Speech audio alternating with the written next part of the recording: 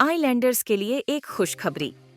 अब सर्जरीज के लिए नहीं जाना पड़ेगा आप लोगों को, आइलैंड से बाहर नहीं करना पड़ेगा ज़रूरत से ज़्यादा पैसे खर्च, क्योंकि अब अपोलो क्लिनिक 11 चरमा में आ चुका है मॉड्यूलर ओटी और आईसीयू फैसिलिटीज, जहां पर सारी सर्जरीज एंड ट्रीटमेंट अवेलेबल हैं।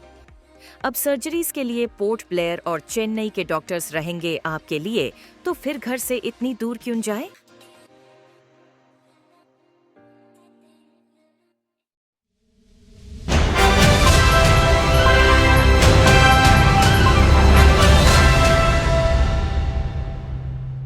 सभी को नमस्कार।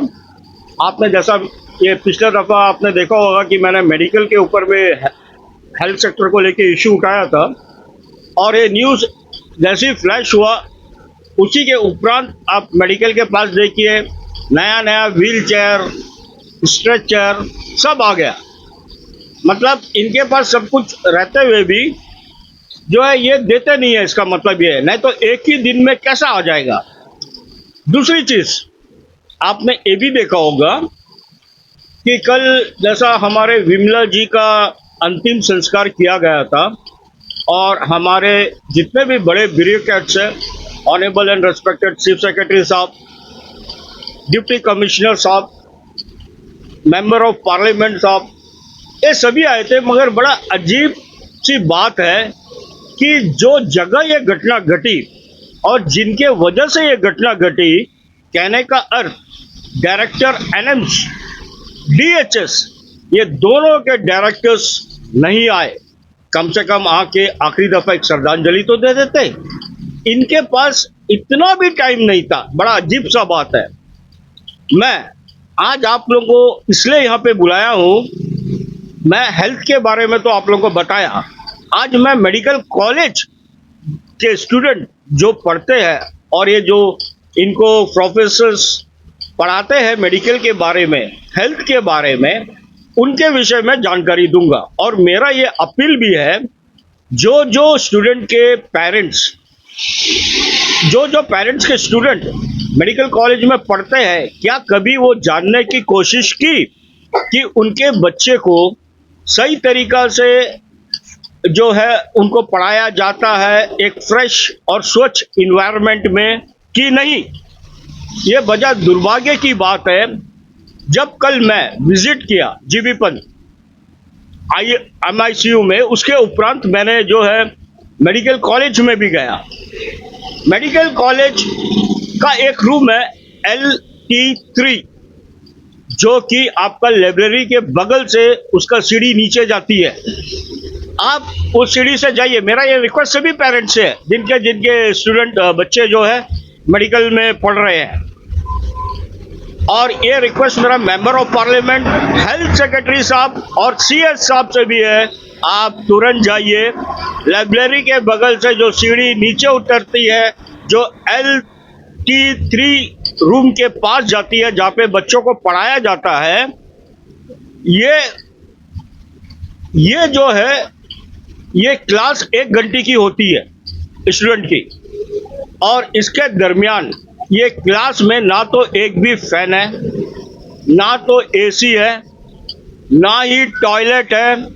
टॉयलेट है भी तो एकदम गंदी पड़ी हुई है, दरवाजा टूटा हुआ है, अंदर स्मेल आता है जैसा कि चूहा मरा हुआ है।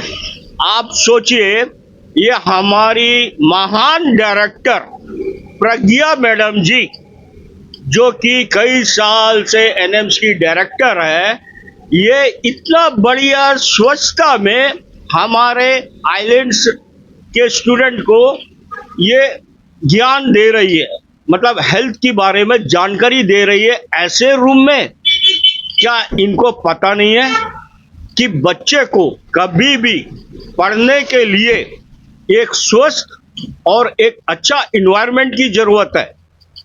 ये क्लास में आप इसके अलावा इसके बगल में भी क्लासेस है, तो आप बताइए ना, 1 घंटे का क्लास चलती है बच्चों की, ना फैन है, ना AC है, ना वॉशरूम है, ना टॉयलेट है, गंदी पड़ी हुई है।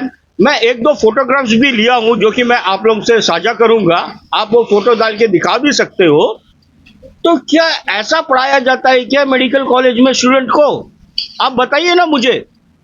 काफी सालों से प्रज्ञा मैडम इधर में है, क्या उसके पास इतना भी समय नहीं है कि अपना चैम्बर से उतर के जो लाइब्रेरी है उस कुछ कदम की दूरी में है, वहां में क्लास में जाके देखे कि स्टूडेंट कैसे वातावरण में पढ़ रहे हैं।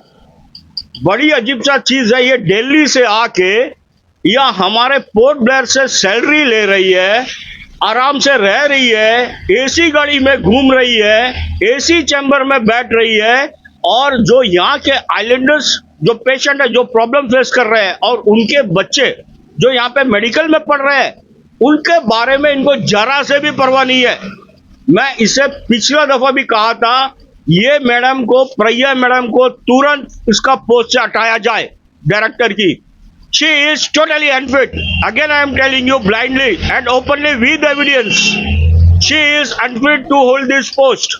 इसको रिमूव किया जाए और यहाँ के जो हमारे लोकल डॉक्टर्स हैं जो पहले रिटायर हो चुके हैं सीनियर्स, उनको वो पोस्ट दी जाए।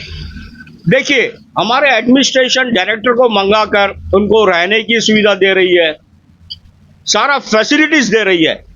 अगर आप यहाँ के डॉक्टर को लेते हैं हमारे आइलैंड के और उनको डायरेक्टर की पद देते हो तो आपको ये सब सुविधा देने की जरूरत ही नहीं है, क्योंकि उनका तो खुद घर है ऑलरेडी, वो यहीं पे रहेंगे, आपका पैसा बचेगा। आप अननेसेसरी इतने दूर से मंगा के डायरेक्टर को बिठाए हो और वो एक नंबर का नाकाम है वो ये पोस्ट के लिए। उसको जरा से भी शर्म नहीं आई, इतना बार उठ चुका है मेडिकल का इशू, वो उसको ठीक करने का प्रयास तक नहीं की। इस तरह डॉक्टर को रह के क्या फायदा? आप एक तरफ पेशेंट की जान ले रहे हो, दूसरी तरफ हमारे बच्चे जो पढ़ रहे हैं उनको सही तरीका से सही इन्वायरमेंट में आप एजुकेशन नहीं दे रहे हो। मैं पूछता हूँ मैडम, हमारी बच्चियां लोग जो है, बच्चियां लोग जो पढ़ते हैं, अगर किसी का अगर अचानक तबीयत खराब हो गया, उनको वॉशरूम जाना हो गया, तो वो कहाँ जाएंगे ये बताइए? बच्चियां के अलावा इवन जो हमारे बच्चे लोग भी है, मेल फीमेल, 1 घंटे की क्लास है, कहाँ जाएंगे? एसी नहीं है, फैन नहीं है, कचरा पड़ा हुआ है, टेबल डेस्क टूटा फूटा है, आप इस तरह का रूम में आप उनका क्लास ले रही हो? मैं तो इन स्टूडेंट का पेरेंट से पूछूंगा, सर आप लोग का बच्चे लोग जो मेडिकल कॉलेज में है उनका 10 सेमेस्टर हुआ करता है और ये लोग 30 से 40 हजार रुपया लेते हैं मंथली, एक सेमेस्टर की 30 से 40 हजार रुपया लेते हो। तो भाई अगर ये 30 से 40 हजार रुपया लेते हो एक सेमेस्टर की, 10 सेमेस्टर है, और ये आपका पढ़ाई किस संस्था में करवा रहे हैं आपका बच्चे के, ये कभी आपने जानने की कोशिश की? आप जाके देखिए और अपना आवाज उठाइए जाके हेल्थ सेक्रेटरी के सामने, मेडिकल डायरेक्टर के सामने, सुप्रिटेंडेंट के सामने। क्या ऐसा पढ़ाया जाता है बच्चों को? ऐसा शिक्षा प्रदान की जाती है? तात्पर्य मेरा यही है, अंत में मैं यही कहूँगा कि ये जो हेल्थ है, हमारा हेल्थ डिपार्टमेंट है, और जो स्टूडेंट की है, जहाँ शिक्षा इनको दी जाती है, ये टोटली फेलियर जा रही है हमारा एनएम्स में। और इन एनएम्स को एट प्रेजेंट लीड कर रही है डॉक्टर प्रज्ञा मैडम जी, और मेरा ये हेल्थ सेक्रेटरी साहब, हमारे सीएस साहब, अगेन हमारा लेफ्टिनेंट गवर्नर साहब और हमारा मेंबर ऑफ पार्लियामेंट से ये रिक्वेस्ट रहेगा, इमीडिएटली डॉक्टर प्रज्ञा जी को सैक किया जाए उसकी पोस्ट से, क्योंकि ये टोटली फेलियर रह चुकी है और काफी सालों से ये इधर में है। और मैं कुछ दिनों से सारी कमियां बता रहा हूं आपको जीबी पंत का। आज मैं आपको इनका कॉलेज में कैसे स्टूडेंट, मेडिकल स्टूडेंट को शिक्षा देते हैं, मैं वो भी आपको बता दिया, और ये कितना फीस लेते हैं पर सेमेस्टर। तो आप ही बताइए, आप सोचिए। मेरा ये रिक्वेस्ट है पेरेंट्स से जिनके स्टूडेंट पढ़ते हैं, आप सोचिए जरा, आप कभी जाके देखिए LT3 लाइब्रेरी के बगल से सीढ़ी उतरती है, आप उतरिए सीढ़ी, रूम में जाइए, देखिए आपके बच्चे लोग कैसा शिक्षा ग्रहण कर रहे हैं। मैं इसके साथ ही मैं अपना बात को समाप्त करूंगा और मैं आपको आश्वासन देता हूं, आज न तो कल न तो मंडे तक मैं मेंबर ऑफ पार्लियामेंट के साथ ये जगह को विजिट करूंगा और मैं बताऊंगा। और जैसा कि मैं आप सबको फोटोग्राफ शेयर किया हूँ LT3 रूम का, आप इसे भी शेयर करिएगा जब आप ये न्यूज़ शेयर करोगे अपने चैनल पे। धन्यवाद।